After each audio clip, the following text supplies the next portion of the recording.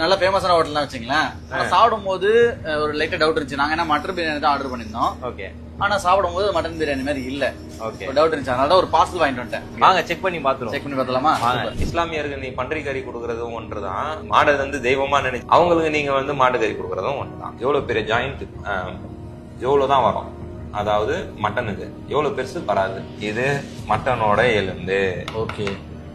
இதெல்லாம் வந்து கண்ணுக்குட்டியோட எலும்பு. இனி சென்னையில பாத்தீங்கன்னா ஆட்டுக்கறின்ற பேர்ல கண்ணுக்குட்டியை சப்ளை பண்ணிட்டு இருக்காங்க ஹோட்டல்ஸ்க்கு. 200 கிலோ மட்டன் ஆர்டர் இருக்குதுன்னா அதுல குறைஞ்சபட்சம் 50 கிலோ, அதிகபட்சம் 100 கிலோ வரைக்கும் கண்ணுக்குட்டி கறியை கலந்து இன்னைக்கு பண்ணிட்டு இருக்காங்க. இதோட விலை கண்ணுக்குட்டியோட விலைக்கும் ஆட்டுக்கறியோட விலைக்கும் கிட்டத்தட்ட ஒரு 400 ரூபா வித்தியாசம். இந்த ஹோட்டல் நடத்துறவருக்கு லாபம் லாபம் லாபம்.